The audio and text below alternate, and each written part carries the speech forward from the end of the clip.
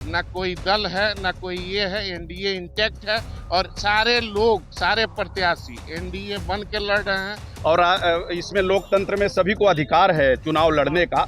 हमें कहीं सिंबल नहीं मिला तो हम निर्दलीय चुनाव लड़ गए। पूरा एनडीए एक साथ मिल के लड़ेगी और पूरे बिहार में 2025 फिर से नीतीश। हमें तो रफीगंज से इन्होंने आशीर्वाद दिया है।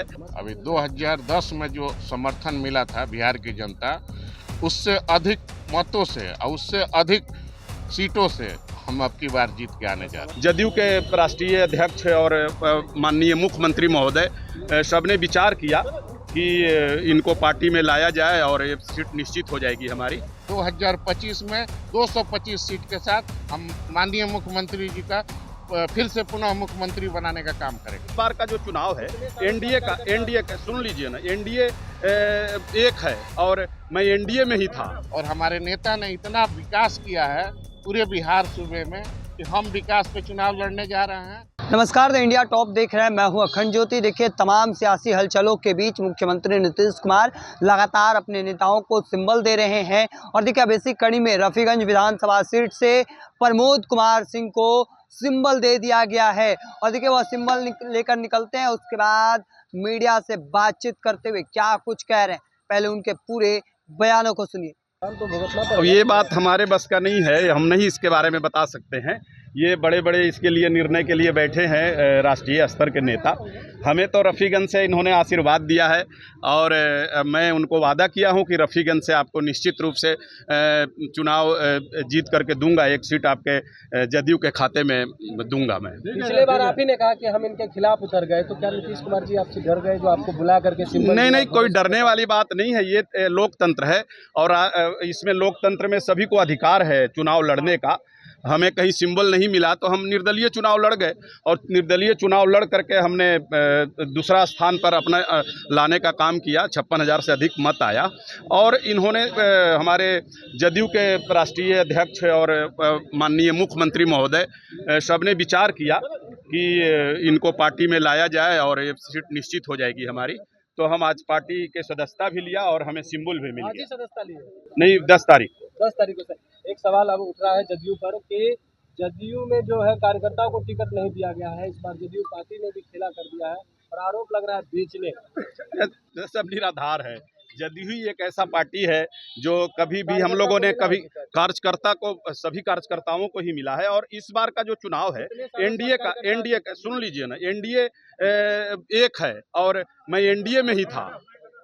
हाँ, मैं एनडीए में ही था और पांचों पार्टियां एक होकर के चुनाव लड़ रही है, इसलिए कोई बाहर नहीं है। भारतीय जनता पार्टी, जनता दल यूनाइटेड, लोक जनशक्ति पार्टी रामविलास और आरएलएम और हम पार्टी, ये पांचों पार्टी के सभी एनडीए के जो कार्यकर्ता हैं सब एक हैं। तो बाहर का टिकट कहाँ मिला? सब कोई तो एक ज्वाइंट परिवार होता है जो पहले चलता था, तो हम लोग तो सब एनडीए के ही अंग रहे हैं। और जिसकी जहाँ पे मतलब आपस में ये बांट करके हुआ कि जो प्रत्याशी जहाँ लायक है उसको टिकट दे करके दिया जाए।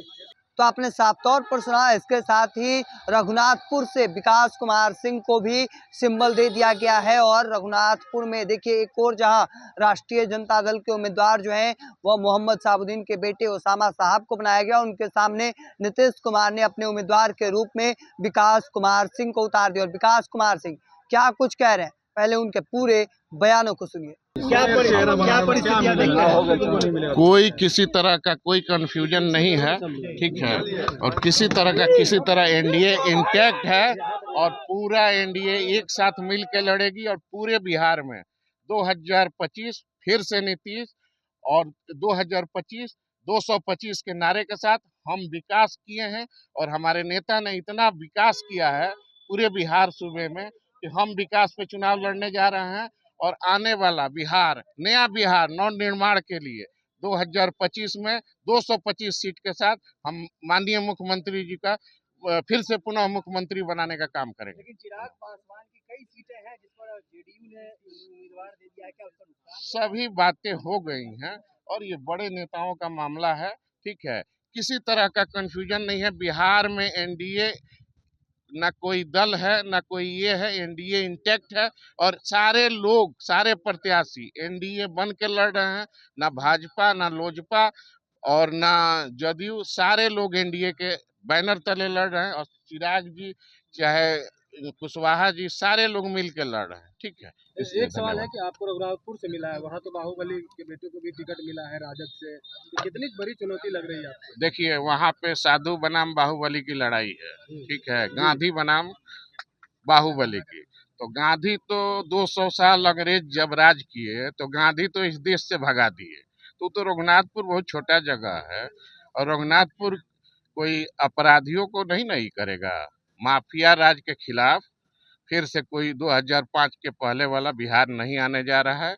और रघुनाथपुर की सीट सुरक्षित है, और पूरे बिहार में सबसे अधिक वोट से जीत के आएंगे। कह रहे हैं कि आंधी में उड़ जाएंगे विपक्षी, जो भी आएंगे हमारे सामने।